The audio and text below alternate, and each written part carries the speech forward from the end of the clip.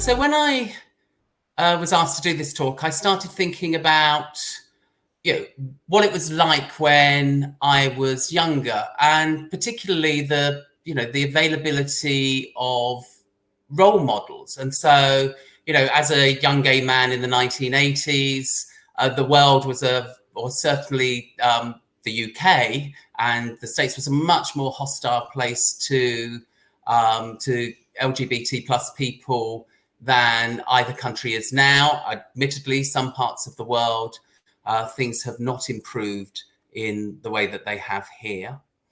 And what it was like as a young scientist, and I'm talking about role models here, and it's interesting, I recently gave a talk on role models, and almost every person who was in this presentation as an ally was in that presentation as a role model. And I think that's, it's not like I copied and pasted one presentation to the other. It's that, actually the two things came together. And I think when we talk about role models, particularly in terms of diversity, we focus very much on I as a young person, and I'm looking for a senior person in the world of senior people who looks like I expect to look by the time I get to their age. And so, me as a young gay man at that time looking for an older gay scientist as a role model. And actually these last few weeks, I've really moved away from that as the idea of what a role model is, because role models can be in all sorts of different guises. You don't just have to look for a future projection of yourself to find role models. And, back in the 1980s, well, it turns out that was quite fortunate because there weren't any. There was genuinely we were in the days before social media, so it may be that there were people in their locale who were, completely out-confident senior gay scientists, but I didn't know about them because there was no way of knowing about them. And in, my view, anywhere I could see, there just was nobody. And so it really felt like if I was to progress in this world, then I would have to forge my own way. But then, when I think again, and I think about actually how I was helped, what are the things that we want role models to do? We want role models to model behaviors that we would like to see. We want role models to teach us that there are good ways of being rather than poor ways of being. And, we're looking to people who are going to help us. So they might be someone that you would call a mentor or a supporter, a champion, a helper, or indeed just a friend. And people who provide those things are actually, they're who the allies are. I don't view groupings of people who are their primary relationship with me is actually ally. They are a mentor, a supporter, a champion, a helper, a friend, and all of those people are allies. And so I'm just going to take you through some of the people who helped, and just to try and initiate a discussion. There is not an hour's worth of presentation here. There's about 10, 15 minutes worth. And what I'm hoping is that we'll stimulate a discussion where you get to talk about allyship from your point of view, perhaps about people who have helped you, but also about different ways in which you might help other people. I also want to point out that these people are not necessarily paragons of virtue, people who you should have up on some pedestal. They are often deeply flawed human beings, just like all of us are. And I'm going to start with one of those, and this is Ken Seddon, who was my PhD supervisor. And he was capable of being dismissive, rude, objectionable, but he absolutely believed that talent came in all guises, that talent wasn't white, it wasn't male, it wasn't straight, and had no truck for any other idea around that, and made it perfectly clear.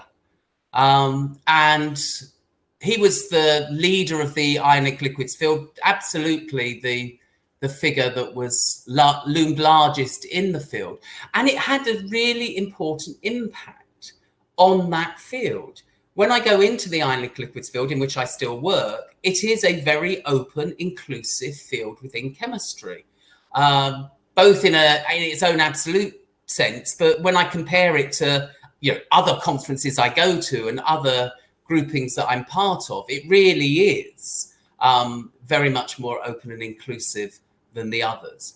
And really, when I ask the question why, the answer is, well, the person who for 20 or 30 years was seen to be the leader of that field absolutely believed in his core that talent came in all guises. And it wasn't political correctness. He wasn't saying it because he was taking, in fact, he was very apolitical.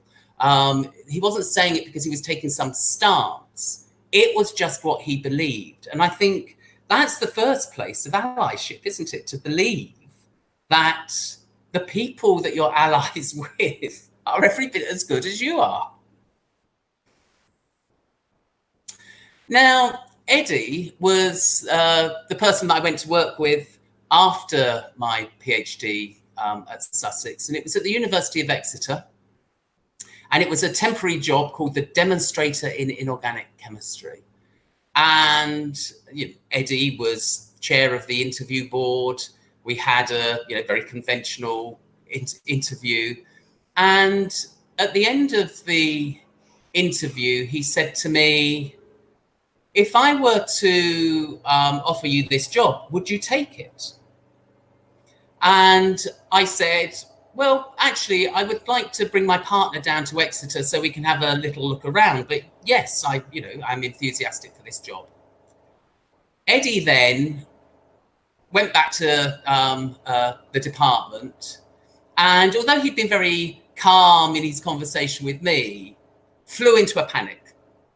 And literally the next day was running around the department saying, I've just appointed a gay man. I've just appointed a gay man. What am I to do? And luckily, Julia, who had been a student with me at Sussex at the same time, calmed him down, gave him a cup of tea and said, Ed, you're being ridiculous. And why do I know this? Well, the reason I know this is because Ed told me.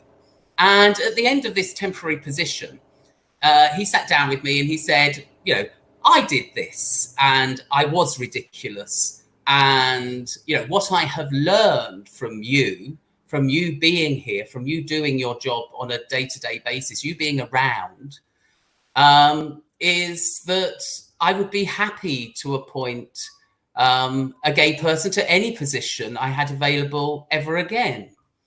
And so what did he do? He learned. He listened, he observed, he didn't apply prejudice. He observed and learned and changed his point of view. And I think that that's another thing that's important in allyship.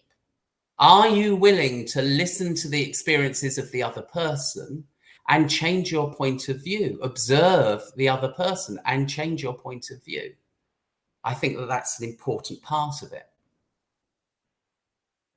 Now I'm at Imperial College a few years later, and this woman, Professor Dame Julia Higgins, a remarkable physical chemist, engineer, incredibly talented, works in catalysis, or rather I should say worked in catalysis. And that's where she and I came into contact. And I'd been at Imperial College for a few years, and I was still a junior lecturer. And I had been asked to help coordinate a cross-college research proposal for a catalysis centre. And it was going to have, 4 big famous professors, Julia was one of them, who were going to be the leads for this catalysis centre.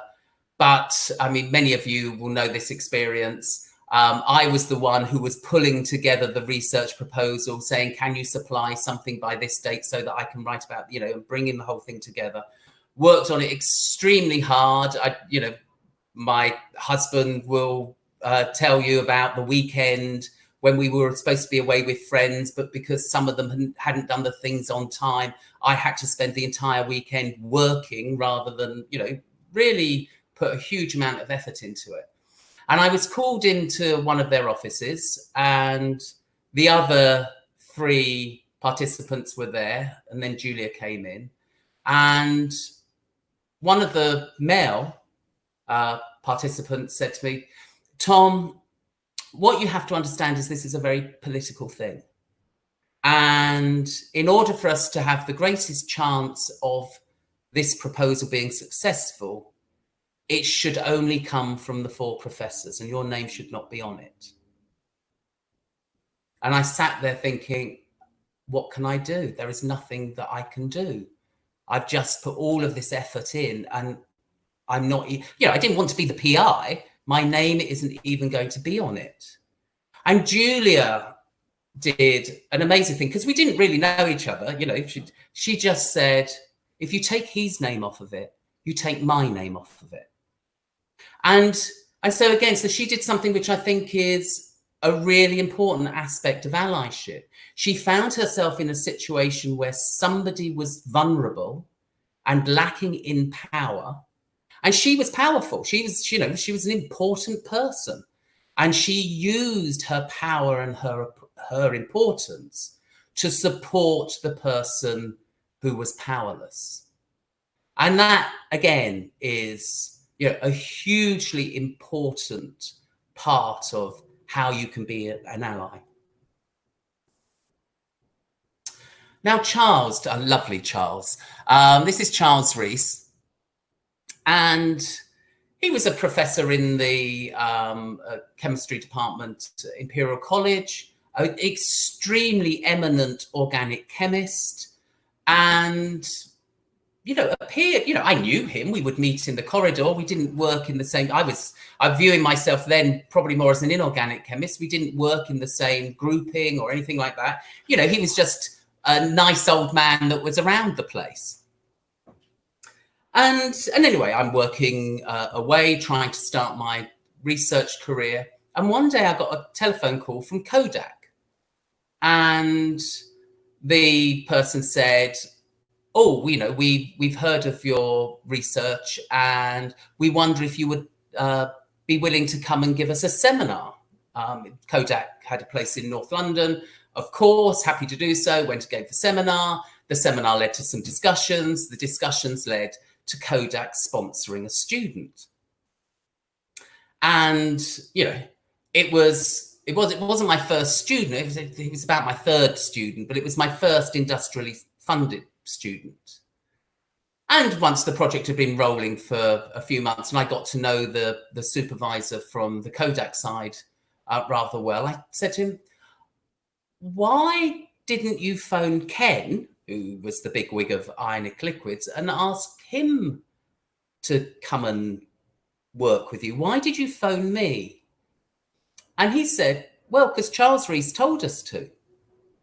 And, I am hugely appreciative of the help that Charles Rees, he just saw that there's, some young lad who's trying to get his career started, finding it difficult because it's a difficult thing. I will give him a bit of help. But I am hugely impressed that he didn't tell me he was doing it. He wasn't, what's it called? Virtue flagging. He wasn't doing it in order for him to be seen as doing good. He was doing it because it was a good thing to do. And actually, rather like a donor who doesn't allow their name to be advertised. He was just doing it for that. He wasn't in any way doing it for his own ends. And again, I think that's important in allyship. Allyship has to be generous. It has to be about the person who needs the help, not about the virtue of the helper. Leslie.